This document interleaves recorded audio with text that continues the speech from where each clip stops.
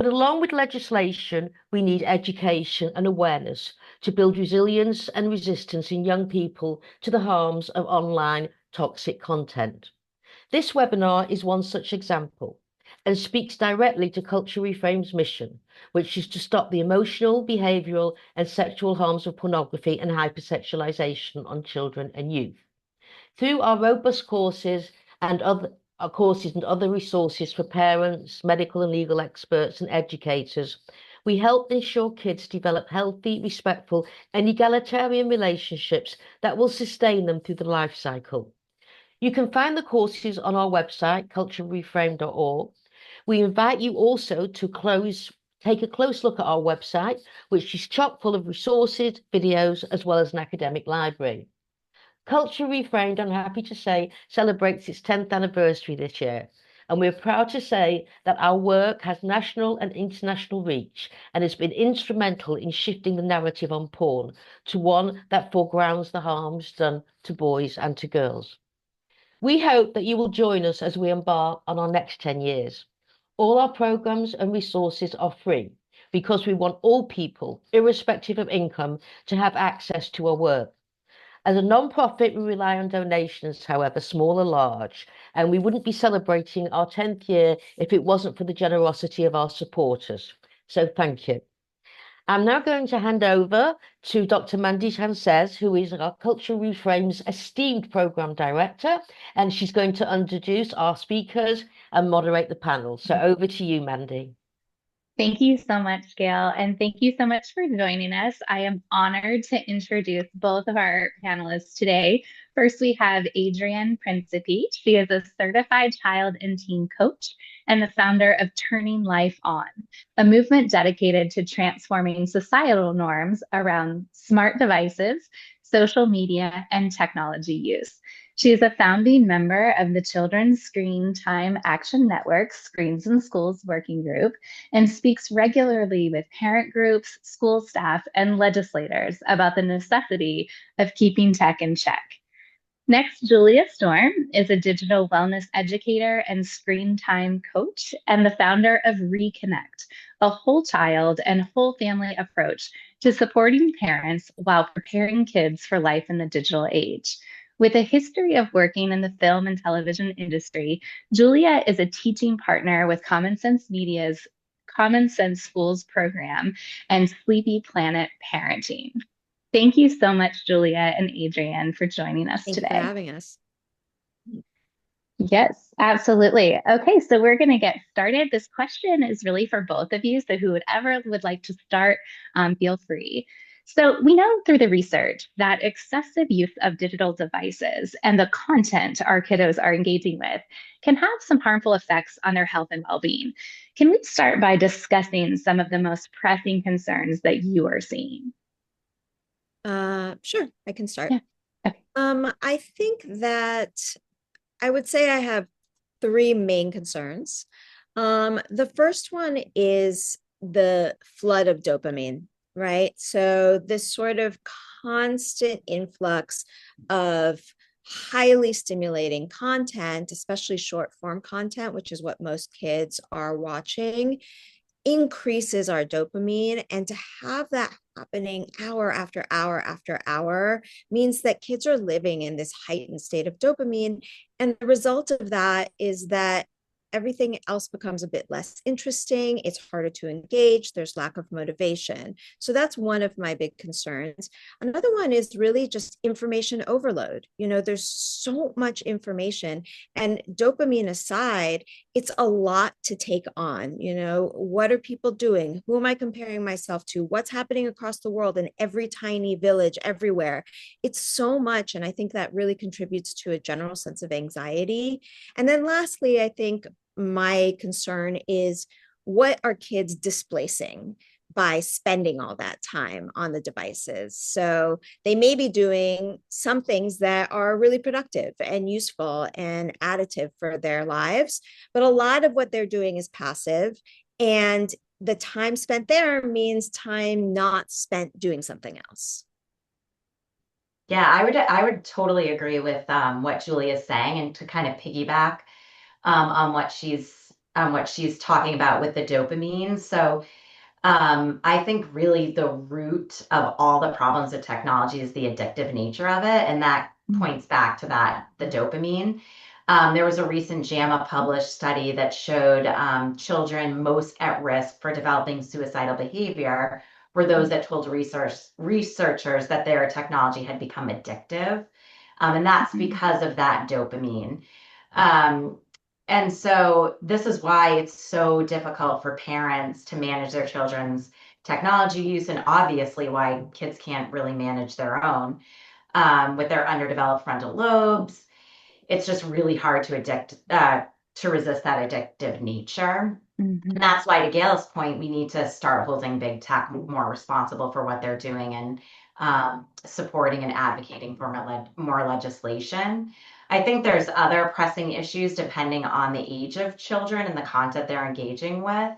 So, for example, for young babies or for babies and young children, I think it's important for parents to understand that they're their child's most important teacher. I think there's a lot of chatter, and big tech is telling us that our kids need to incorporate technology into their lives to be successful later on. And parents really, it's really hard to hear that, and then to also hear that we need to limit technology. So I would love for parents to understand that what their kids really need is just their loving parents. I think that's just really important. And then also talking about the displacement and the too much time that kids are spending on technology at a young age, we're risking this development on early reliance of technology. And to Julia's point, that under reliance or under development of life skills like empathy, self-soothing, sharing.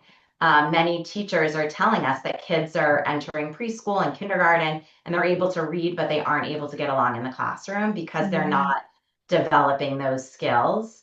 And then we always talk about the depression and anxiety piece. And I think that's something that we still need to be thinking about. It's obviously a huge pressing concern. We have this loneliness and epidemic going on, a mental health crisis. And that's because kids are accessing social media at too young of an age. I think developmentally, when kids enter middle school, they need to be able to communicate with their friends. So giving them a device that allows them access to communicate, but removing all of those more addictive apps and content like internet access, gaming, social media. So giving kids what they need for development, but removing the things that they don't need. And then the fragmented attention, I think, is huge. That's a huge issue as well. Yes. Absolutely. And at Culture Reframed, we're looking at content, right? It's about the content that they're seeing as well. So we have lots of resources on that kind of hypersexualized or pornified content and the harms that can be caused by that. Thank you. Thank you both so much. So the next question is, what do you think? How should we approach digital wellness with children and youth without that shame, blame, or scare tactics? I know that that's one of the things that we often talk about, approaching subjects without shame or blame. Why is it important to do that, and how can we do that? Yeah, I think it's very important for us to have empathy for our children because they didn't ask to be born into this moment in history with this technology. They landed here and we are the ones giving them the technology. Exactly. Right? Mom and dad are buying the tablet, they're buying the phone. So then to turn around and get angry at a child who, as Adrienne said, does not have a fully developed prefrontal cortex and can't self-regulate, especially in the face of these really addictive, designed to hold their attention apps. We're not very good at it ourselves. So certainly a child's not going to be good at it. So I do think empathy is the starting point for parents. Nobody wants to be screen time police. I don't know a single parent who enjoys doing that. And in fact, we know that parents and kids fight so much more than they used to. And the main fight is over screen time. Mm, And so I feel like my philosophy is let's step into a little bit more of a role of ally to our child mm, instead of adversary. So instead of feeling like we're fighting them all the time, let's come in with a different approach. Let's be open-minded. Let's be curious about this world that they're mm, embedded in. Let's sit with them. Let's ask them questions about what they're watching. Why are they watching it? What do they like about it? If mm. there's something that you don't like about it, you're going to have much more of a leg to stand on if you're not constantly saying no and poo-pooing every single thing Yeah, that has to do with the screen, right? If everything's right. no, or that's silly, or that's dumb, then when you really want to explain that you don't like something for a specific reason, your kid's going to tune you out. So coming Mm, in with that curiosity and that open-mindedness and seeing yourself as a mentor and as an ally, I think is really the key. And you can start to do that early. And as your kids get older and you really can't block and you can't police the way that mm, you could when they were younger, that allied relationship, that's when it's really going to come in handy, because right. that's also when your kids are going to be exposed to more dangerous stuff online. And if you already have a relationship established where they know they can come to you, they know that you're open-minded, you're going to be there to help them through those tricky moments. Yes, absolutely. I love that scaffolded approach too. Starting young, working your way up, and being an ally doesn't mean they're friend, right? Because I think that a Exactly. lot of parents like worry about that. Like we can still Yes. have boundaries and still be an ally. 100%. I think Yeah, that's an excellent point. That doesn't mean like, hey, we're on the same team and we get to play right. around online together. No, I'm your Hmm. parent. I'm going to keep you safe. I'm going to set the boundaries, the restrictions, but I'm going to talk to you about it. I'm going to tell you why we're doing this. I'm going Yeah. to engage you in the process instead of just saying no, blanket, this turns off or this whatever, without Hmm. any sort of reasoning behind it. Right. Yeah, and Right. that's something that we also talk about. So starting or talking about it way before kids are exposed to technology, I think is really important. Yeah. And talking about it 'cause similarly to the way that we would talk to our kids about drinking, um, Right. sex, drugs, all of those really hard decisions that kids have to make, those important decisions that they make in their lives. We obviously talk about it before we expect them to be using it. Mm, And we talk about it in ways that are age appropriate as well, which I think is important. And, like Julia said, we're struggling with this, they're struggling with it even more. So having a right. conversation, being curious and empathetic is really important.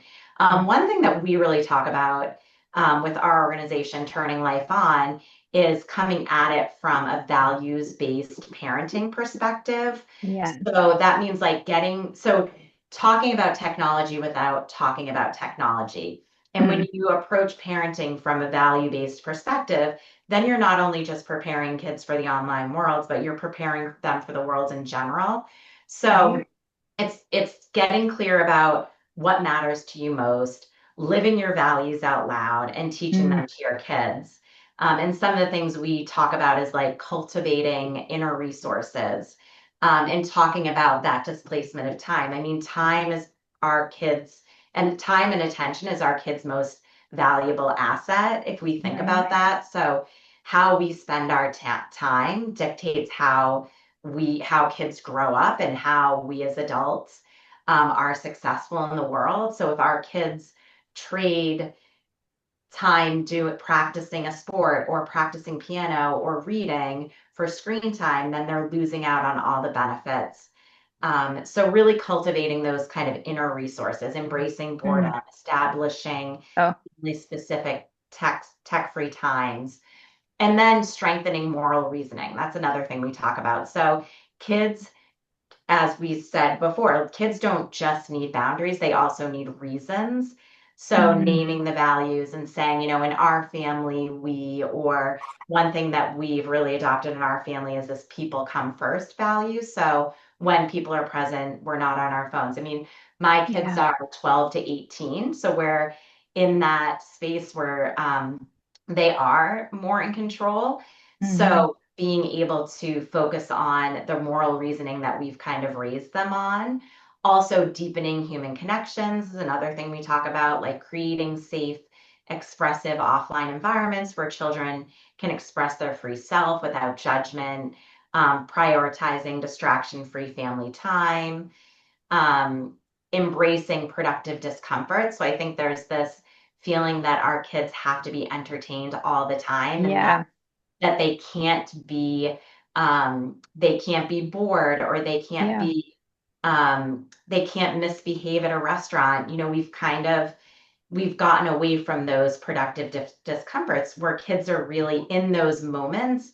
They're really learning how to be bored and how to not, if we're always giving them a device when they're bored or when they're uncomfortable, then they start to become reliant on the device. But if we can culture that productive discomfort, then they're able to use that as they get older, so that if homework is hard, they're not turning to their device, they're powering.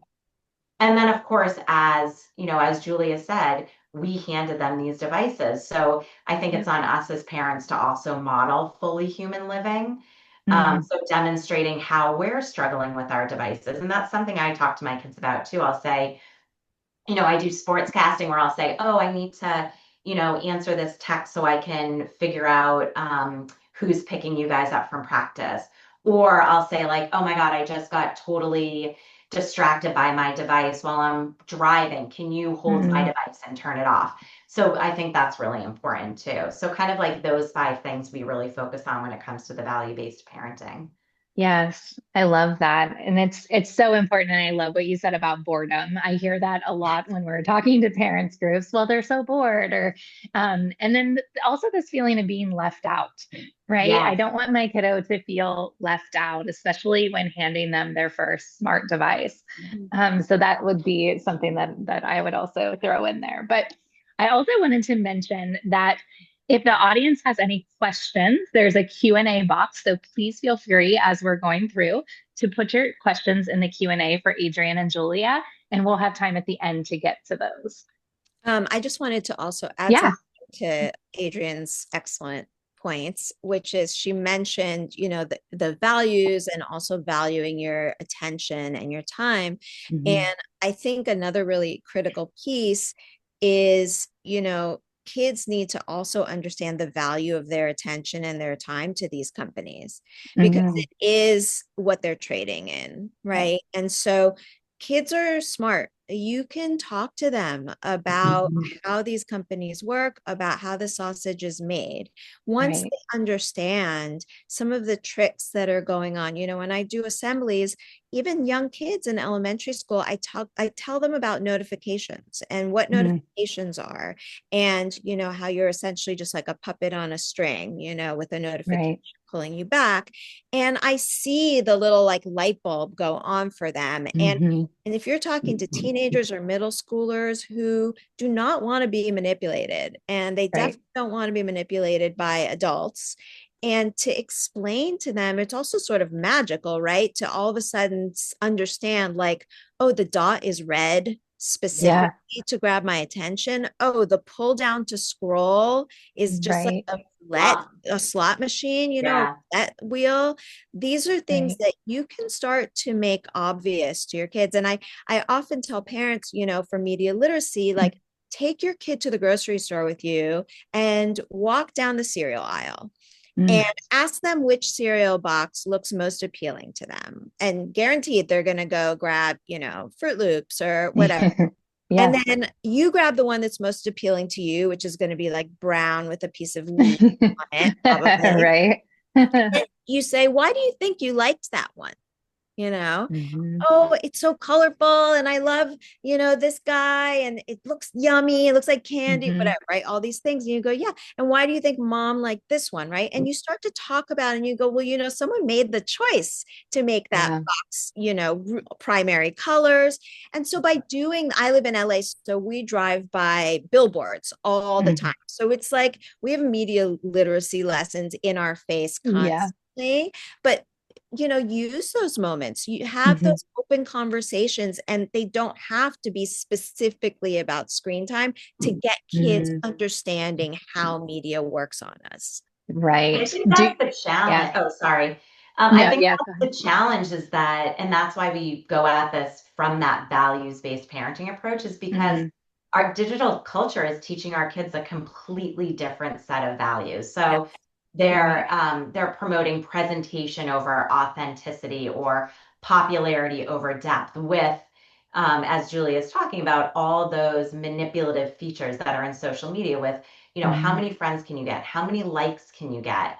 How many views can you get? And so all that's doing is turning our children into commodities. So we want to Mm, try to get away from that, get away from the external validation, yeah. get away from this idea that I have to be funny or extreme or Mm, sexy, and right. creating, as I said before, creating those safe places for kids to engage in their full true self and allowing Mhm. them to make mistakes. I mean, that's how we grew up, right? I mean, I don't Mhm. know. I remember back to high school, it's like, well, maybe I'll try, wearing all black and Doc Martens this week, and then maybe I'm gonna switch my identity. I mean, that's what kids are doing during Yeah. those really critical adolescent years, is they're trying to figure out who they're becoming.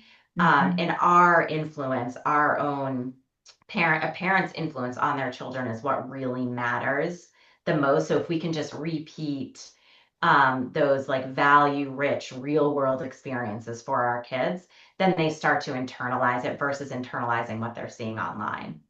Yeah. Yeah, absolutely. And I know that both of you have mentioned this in both of your responses, but we really get asked a lot, like, how can we set those boundaries that are healthy and safe, but also maybe even more importantly, follow through with them. So as parents, carers, as coaches and school staff, like how can we work together to really set those boundaries? What are they? What should they be? And then how can we give parents and carers tips to actually follow through with them and not just say, okay, this is so overwhelming. They're probably just going to be on their phones anyway. So let's just let this go.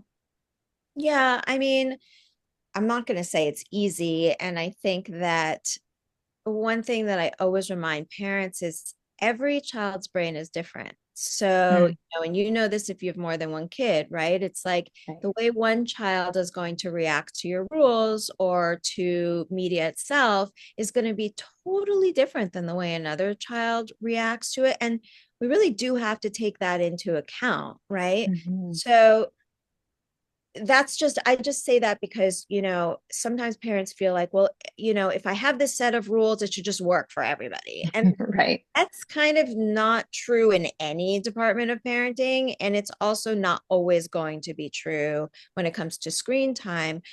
I think the key is starting early. So, starting early with just setting up sort of, as Adrienne put it, like the values your family has around technology in the home. What do we use it for? What do we not use it for? Where do we Mm, use it and where do we not use it? And kind of everyone get on board with that, right? So, it's like right. a family system thing. I think Mhm. it's super important, and you start young. You don't wait for the problems to emerge before you start to So tackle. important. It's Yeah. very, very hard to roll it back. Very hard. Mhm. I work with a lot of families, and when they come to me when their kids are 15 and they have never had anything in place, it's rough. I'm going to be Mhm. honest. So I think that, starting off with those values, and then as soon as your kids are kind of maybe mid elementary school, you can start to engage them in creating a plan for your family. So, a Mhm. resource that I really like, and maybe I can pop it into the chat after, is called thesmarttalk.org. Mhm. And it was created by the National PTA and I think Norton Security. And it's a wonderful website. And it basically walks you and your kid through creating a media plan, a media contract together. And it gives you great prompts for conversation and Mhm. how do we want to use technology here and when do we want to use it and will we share passwords, and gets you really engaged together in creating these rules. Now, Mhm. I think in terms of sticking to them, it really benefits you as a parent to be consistent, because Right. inconsistency is sort of what drives kids to keep bugging you, right? To get that, to have more time, to, can I have it now? Can I? Mm-hmm. Because they don't know. They don't know what the expectation is. And so they're going to, want to get as much of it as they can. If you're clear and you're consistent, then they just kind of get it, from the Mm-hmm. start. And especially if it's reasonable. And that's that empathy piece, is like, we also need to know when to listen to our kid who's coming home and saying, you know what, my three best friends are on Minecraft. My Yeah. teacher uses Minecraft at school. I really want to try it. Instead of just being freaked out, like, oh my God, my kid's going to get into video games and what's going to happen to them, and they're going to be an addict Right. and they're going to drop out of college, like future forecast, Right. if you're 7-year-old or 8-year-old, you can say, ooh, that sounds really interesting. Let's explore that together. Let's see what that's about. And then we can make a decision, right? Mm-hmm. Again, it's like you're working together, you're listening to them, you're watching where they are at developmentally and what they need. As Adrienne said, like, they're going to get to a point where they need to communicate with their friends online. That Mm-hmm. is how kids communicate. If you Right. parents say, like, no, we don't do that, guess what? Your kid will find a way to do it and you won't Right. know anything about it. So it's really about working together, setting it up when they're young, and staying consistent. Great. Yeah, I think also it's really important. I think it's really hard to keep kids safe online. And I don't think that we should ever assume our kids are going to be safe online. And I think it's okay as parents um, to, if their kid, so if you're talking about your values and if you're talking about technology in the way that Julia and I have been recommending, from that place of empathy and curiosity, and it's a conversation versus a top down approach where parents are telling their kids what to do. If you have this really good relationship with your kids, then they're going to come to you when something goes wrong online. And Mm-hmm. something very well could go wrong online. I think that you can set up any kind of boundary. You can set up a million different boundaries and a million different rules, and kids may still be exposed to harmful content. Yeah. I think that we shouldn't, as parents, feel guilt, like release that guilt. Yeah. If and just try to cultivate that really positive relationship with your child. So when something does go wrong online, they feel safe coming to you. We talk a lot about developmental milestones as well, and where are kids in their development and what do they need. I think there are some general guidelines out there. And you should obviously consider where your kid is in their development, because I have 4 kids. They all have develop differently. They all have different relationships with the technology. But I think, like, as a general rule of thumb, waiting till at least, I'd say, 14 before introducing internet enabled phones and devices. So that means in middle school, so starting out slow and rolling out slowly gives you the ability to talk to your kid about how they're experiencing technology, before you just give them access to everything. So if in middle Right. school you give your child a basic device, or you take an Apple iPhone and you put screen time restrictions on it, and you remove, like, internet, app store, social media, gaming, and you allow them access to what is developmentally appropriate, which is them communicating with their friends. And then waiting until they're in high school before you start slowly introducing social media. I think that's a general rule of thumb. And of course, I think that you also need to be flexible. So there are situations in which a child is going to want to have access to social media. And I actually just remembered this. I had forgotten because my kids are older, but my daughter in middle school didn't have social media. But she's a really invested dancer. So she's really into ballet, and she wanted to follow some Boston ballet dancers. So I downloaded social media. Downloaded Instagram. I downloaded TikTok so that she could follow the dancers on Instagram. And so when her friends sent her TikToks, she could look at them on my phone and we could look at them together and kind of talk about, like, oh, that's really funny. Or if it was like a really dangerous or destructive, that's something else that we talk a lot about. Parents, we really want to protect our kids from stuff that's dangerous or destructive. So if it was a reel that was dangerous or destructive, really talking about why it was dangerous and destructive, instead of just saying like, that was stupid, you know, the kids put a bunch of rubber bands around a watermelon, the watermelon blew up or something like that. You know, that's stupid, but just coming at it with that in mind, that if it's dangerous or destructive, then you're really talking to your kids about it. Right. So there's ways that you can be flexible. I also think in terms of boundaries, I think that boundaries need to be physically maintained by parents. I don't think that we can expect our kids we can't expect our kids to respect boundaries. So if we say, hey, you need to bring your phone to me every night at 7 o'clock, they're not going to do that. We need to go and collect the phone from our child and be that physical boundary for them. And that's where I think the screen time settings and screen time apps come in really helpful, because you can actually shut the phone down after a set amount of time, or you can set up downtime. So then an hour before bed, their phone is shutting down. And maybe, you know, you have it shut down until mid-morning, so they have a chance to wake up, have breakfast, get dressed. So setting up those physical boundaries, I think, is really important too. That's a fantastic. Yeah. To that Go ahead, point, Julia. say, and I have a feeling Adrienne would agree with me on this one, which is like, if I had to choose one boundary to just, if you can only pick one, Yes. we keep them out of the bedroom, especially overnight. And even for your teenagers, and maybe even more so for your teenagers, do not allow these devices in their bedrooms overnight. It's a recipe for disaster, not just because of the sleep deprivation, but that is when your kids are going to get into the stuff that you don't want them to get into. Exactly. Nothing good happens after midnight. I mean, it's like an age-old. Yep. I found this alarm clock that I love, that I've been telling a lot of people about. It's called Hatch. And yes. Do you use it? It's the coolest thing, because I like to listen to a meditation before bed, and my 12-year-old does too. And actually my 17-year-old son also does. And they were taking my phone to listen to meditation. So I found this Hatch where you can set up this whole unwind routine, where at a certain time it starts to play relaxing music to kind of cue you that it's time for bed. Then you hit the button and you can set it up to play meditations, and there's playlists of meditations. So it's a different meditation each night. And then after the meditation's over, you can set it up to play relaxing music, and then it goes on to play white noise. So it's this all-in-one device that is designed specifically to get phones out of bedrooms. And then you can also set the alarm for the morning.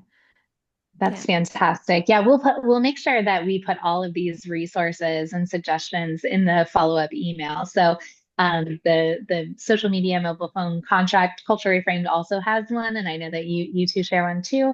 So we'll make sure that we put that in there. That's great. And I really like that you said parents stop feeling guilty, right? So no shame, no blame on your kids, but also on parents, right? We want to put that on these industries.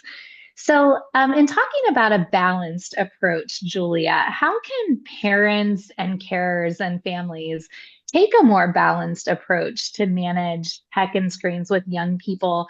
And I know that you mentioned kiddos and families who are thriving. Can you give us examples of that? Because sometimes we get bogged down with what we might not be doing right? What we're seeing as danger points. So how can we tell if our kiddos are thriving? Yeah, I mean, I started thinking a lot about this during the pandemic, because kids had to spend so much, all their time basically in front of devices. And I thought, well, what kind of advice am I going to tell? Like, I can't tell them to not have their kid in front of a device now, you know? And so I really started to think a lot about it. And really what I think is very true, and what I see with my own kids and with the families that I work with, is that if you sort of look at what to you are the markers of a child who is thriving, right? So if I think like, what do I need to see in my kid to know that they're thriving in life? So for me, that's, sorry, there's an ambulance going by. I need to see that the basics are happening, the most fundamental things, right? They're sleeping enough, they're moving their body, they're eating well enough. Okay. Not to hold them to the highest standard. They're eating well enough, right? they're keeping up well with school. They participate in family life, right? Meaning connection, communication, chores. If your family's religious, then they participate in that.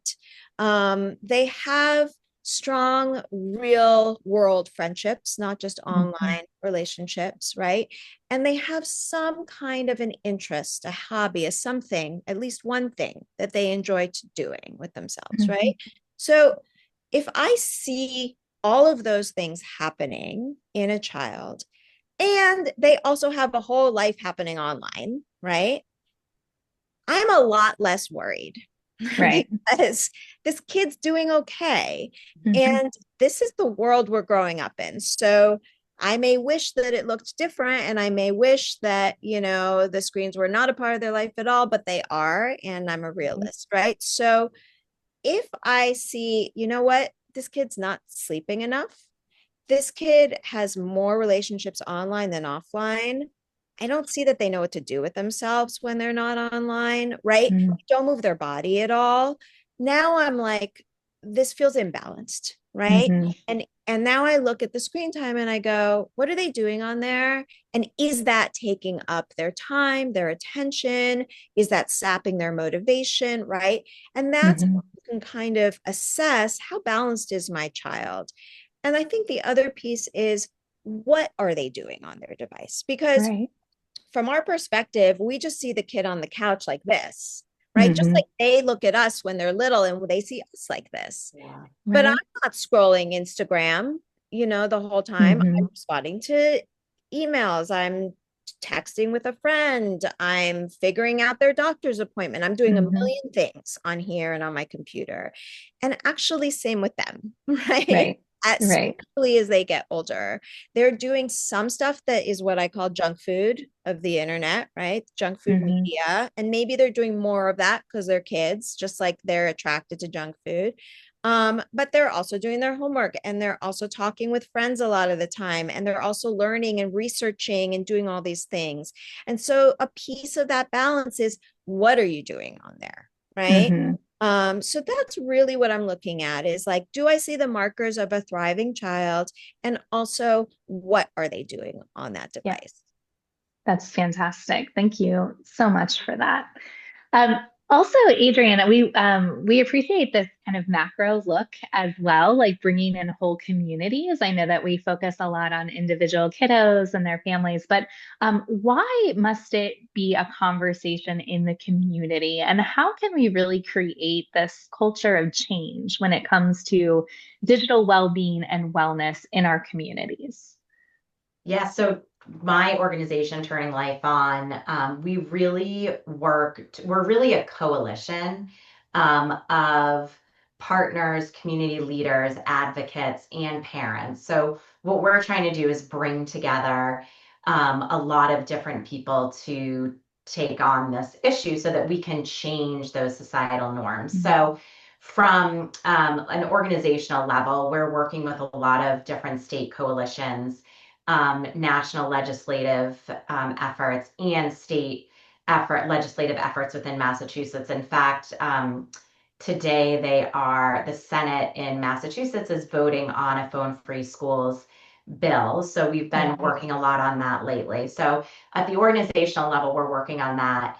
And then what we do is we support local community leaders and advocates. So those are the people that are like the Wait Until Eighth chapter leads. Maybe they have a mama chapter, or maybe they're just looking at some way to move the needle on the way that their community is living and engaging with technology.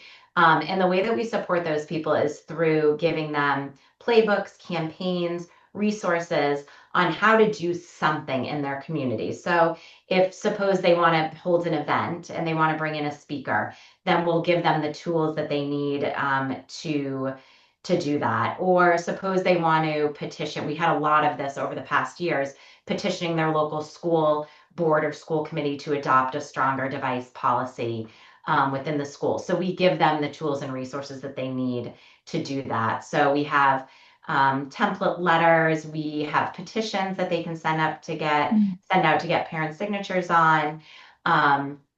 Or if a community leader advocate just wants to hold like a very informal discussion at a coffee house to bring parents together to talk about the issue, then we have ideas around how to do that, and we have resources that parents can use. So we're supporting community leaders in that way. And then for the most part, they're supporting the parents within their organization, within their community. So bringing those parents together to talk about these issues, and empowering parents to come together, not only to talk about the issues, but to share strategies, to share struggles, to ask each other for help. And we find that when communities come together to talk about technology, they start to adopt different ideas around the way that we should live with technology. So maybe all the parents decide to start kind of a wait until eighth movement. And or maybe they decide that we have a group on the South Shore of Massachusetts that does a lot of those free play activities. So they have an adventure club that meets parents and child once a month, and they go to different parks and beaches and hikes, and they do an after school play group. So there's some groups that do that are bringing parents and kids together in that way. And then there's also some groups that are doing book clubs and having parents to come together in that way. And it's really important that we come at this as a community, because we know from research that the negative outcomes are unilateral. So what does that mean? That means that kids that don't have access to technology, like zero access to technology, and kids that have excessive access to technology are suffering from some of those same negative mental health outcomes, because the kids that don't have access are getting left out. They're not able to communicate with their friends. They're kind of left out of the pop culture because they're not seeing those TikToks. They don't know that weird language that our kids are using because they're sharing all of that on social media, which was part of the reason I let my daughter access social media on my phone, because I didn't want her to be left out. But if we come together as a community and we say together, it's too much and it's too soon, and we're all going to wait together, then kids don't end up being left out. If as a community we embrace landlines so kids can call each other, if as a community we allow children to, misbehave in a restaurant, or children to be themselves in a restaurant, to talk loudly, to make a mess because they're not being distracted by a phone, then we can shift those societal norms around how we're living with technology. And I'll give you one example. I told you guys earlier that we're on Cape Cod right now. So we're here for 2 weeks with our college friends. And last night, the adults went out to dinner. There's probably roughly 20 kids down here. We're 5 families. Wow. 3 of us have 4 kids. So and then there's friends coming and going, and there's other kids that are here that aren't part of our group.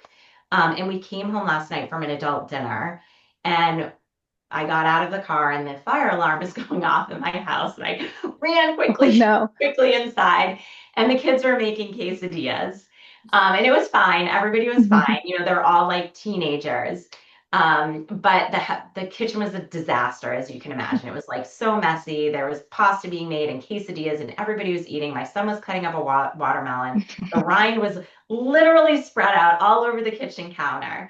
And I sat down after we kicked out the excess kids. It was like 11 o'clock. I sat down with my older teenagers, and we were talking about technology. I don't know if I said that I was going to miss out on the beach day today because I had this webinar. My son said, hey, my screen time is down an hour on average, per day this week. And I think that's because we have created this little mini community down here where the kids are just hanging out all the time. They're going fishing, they're riding their bikes, they're playing soccer and lacrosse in the yard. They're just out doing stuff together. So we can create those communities, whether it's within our friend group, within our neighborhood, within our school, within our larger community. Then we're not only adopting those better societal choices about technology, like delaying smartphones and social media, but we're also creating an opportunity for kids to get together to fill that screen time void. So I'm not limiting my son's technology, he's 17, but he naturally reduce his screen time use this week because he's engaging in all of these activities within this mini community that we've created. So that's why I think that community piece is so important. And then bringing people in like Julia to speak with schools and parents and students and our kids, because our kids, as they get older, they don't want to listen to us. You know, they're out there listening to what's happening within society. So if we can get other people on board, teaching them about the harms and the challenges of technology, then we're more likely to reach them. So again, it's that like community effort. Mm-hmm. That's great. I love the mess. I love the kind of sitting back and just saying like, this is a mess, but this is a good mess, right? This is okay.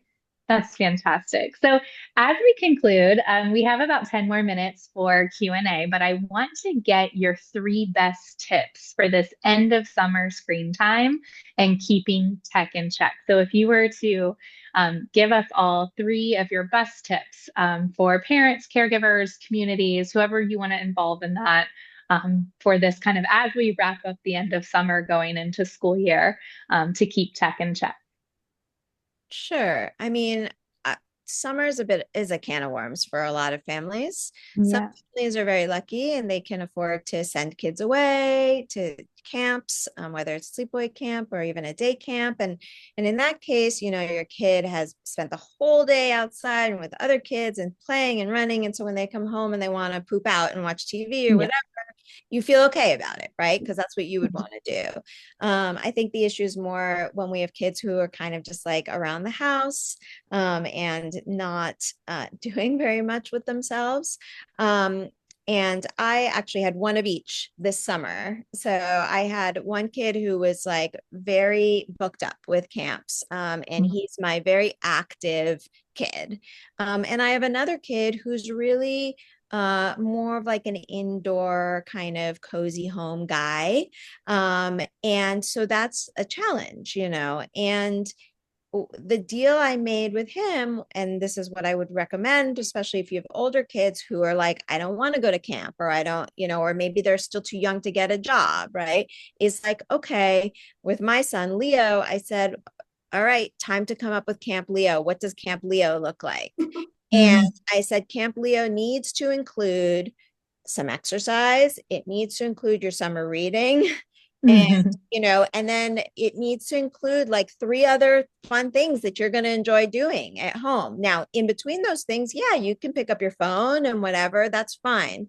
And it was like, that's your choice. Like, if you're not going to go do something out in the world, you're going to do something here. And you know what? He did it and he came up with a great schedule and mostly he stuck to it and that worked. So if you don't have a kid who's already busy, I would try to get them engaged in creating their own schedule and sticking to it. And you might have to help them a little to stick to it. But so that's one thing I would do. The other is just to Adrienne's point, like the more you can get them engaged outside the home with friends, with community, that's the key. Same, you know, I have the same deal with my 15-year-old. It's like, I don't have to tell him to put his phone away or his computer away when he has plans with his friends. Like, right. He wants to be with them. He doesn't want to be staring at his phone the whole time. So that really is the key for older kids. And then in terms of, you know, getting them back into a rhythm back before school starts, I think can be really tricky. And that's where we kind of have to step back in, right? Because a lot of us loosen the reins over summer and let them know in advance, you know, a few weeks before, just say, hey, you know what? That week before school starts, we're going to start to roll it back, right? We're going to start to get you to go to sleep at your regular time again. You're going to start turning in your phone or whatever it is, right? We're going to, yes, I know I extended the summer hours, but that week I'm going to restrict it back down. So give them the heads up, let them know, explain to them, like, you don't want to show up at school and on like 5 hours of sleep, and because you're not used to it, or, you know, you're so used to having your whatever on your phone and now you have to buckle down. So give them that little runway, I think is important to get them back mentally, physically into that space where they need to be focused. Oh, I love that, Julia. I'm definitely doing that with my kids. That's amazing. I love it. We just released our latest newsletter. It went out a couple days ago, and I had three things. It's funny that you asked this question. Three things. Just like real simply, I'd say spend 5 to 10 minutes per day connecting with your kids. So having those conversations, and whether it's about technology or not, it doesn't really matter, but you want to build that relationship with them. And then the second thing I would say is remember your own summers and things that you did. I think that we're kind of under this assumption that the world is so different now and kids are having a different experience than we are. But I think it's okay to say, to think about what we did and to encourage our kids to do those same, kind of offline, independent, values-driven activities. So to Julia's point, like reading, running, playing sports, maybe they're fishing, maybe they're playing with the hose, maybe they're digging in the sand or the dirt, maybe they're like finding treasures in the backyard, but just really encouraging them to kind of do some of the things that we did when we were growing up at different ages. So maybe they're, a little bit older and they're camping outside in the backyard or something like that. Right. And then the third thing, because I know parents are really busy and parents are stressed, is to not be afraid to work and play together. So for example, on Sundays, Sundays is our like clean the house day. We get everybody engaged. I write a list of the things that have to be done. We divvy up the list and I put everybody to work. It probably takes longer than it would if I had done it, but I think it's important, for everybody to be involved. And then because I've been able to clean the house that much faster, we go and do something together. So like we'll go to the beach, we'll go for a walk, maybe we have to go to the grocery store. So we just, work and play together. Right. That's fantastic. Thank you so much. And I do want to mention that there has been a lot of questions in the Q&A, and what we typically like to do is send these to our panelists. So if they're not answered today, we can at least send them out to you in an answered form in an email. We keep getting the same question over and over, so I do want to hit this very quickly. Is there a reasonable amount or a healthy amount of online time, especially for social media, that's not for work and school for youth? And is there guidelines that we can look at for that? I mean, assuming that we're not going to give the social media until they're a bit older, so I'll make that assumption, right? So because for elementary or middle, I think Adrienne and I are in agreement, like social media is kind of not great. I mean, maybe somehow in little bits, or like Adrienne shows it, there's ways to do it, but for older kids, for teenagers, I would basically say like start slow, roll it out. So like one at a time. Like you don't want to be like, okay, social media is on the table now, Snapchat, X, Instagram, like everything, right? That's a lot. So, start with one. And then in terms of time on there, I mean, there are studies that show that kids who spend over 2 hours on social media apps, their mental health sort of seems to deteriorate more than those who spend less than that. So I guess based on those studies, that would be sort of a limit that you could feel somewhat comfortable with. That still feels like a lot to me. But maybe if it's spread out throughout the day, it's not. Again, it also depends. What is your kid looking at? Like, Right. I can't emphasize that enough. What's your kid looking at on there? And how does your kid react to stuff? Like one of my kids, all he's doing on there is following musicians that he loves. Like that's, and I'm like, well, that's cool. He wants to keep up with music news. He wants to hear the newest drops of the music he wants. He's really invested in it. And that's what he uses it for. He's not comparing himself to people. He's not, right. And so I worry much less. My younger one doesn't have social media, but I can already tell because he's a more anxious kid. He's a kid who compares himself to other people. He's insecure about his looks. So I have like my red flags waving and I'm going, well, I'm going to hold off longer. And he can't have quite as much time on there. But that's something I talked to him about because it's his brain, right? So Right. he doesn't want to feel bad either. But so I would say, cap it at 2 hours if you can. I have my kids, my older kids is still set to like, I think a 45-minute limit. And if he wants more, he just asks. And I just, sure. And he's Yeah. old, so I'm like, yes, of course, here you go. Mm-hmm. But I do cap it because I feel like it's still good for him to have that reminder that, oh, maybe I've been on here for a while. Right. Was the question screen time in general or social media specifically? It was screen time / social media. Yeah. Yeah. So Yeah. I would totally agree with Julia too, is that I would not I would say for babies 0 to 5, you really want to limit screen time. Like I just okay. And then as they get into elementary school, generally speaking, it is a 2-hour limit. But to Julia's point, it's like, what are they doing online? So we have really similar guidelines with our kids. I think they can have access to social media. I want to say it's like 45 minutes a day. But then what they end up spending a lot of time with as teenagers is communicating with their friends over Snapchat, which I hate Snapchat, but it's where all the kids are communicating. And if they're communicating with their friends and they're texting their friends, then I'm a little bit more flexible with the amount of time, but still trying to stick with that general 2 hours a day of screen time. Yeah. Very hard with teenagers because really the bulk of what most teenagers, not all teenagers, but most teenagers are doing is talking to their friends. Talking to their friends. And it's very hard to limit that. And also you don't limit their ability to communicate with their friends. So it's very sort of nuanced. When they're younger, it's easier. I agree with Adrienne. And if your little ones are going to watch a show, make sure it's age appropriate and gentle. And I would just recommend co-watching as much as possible with them. Yeah, that's great.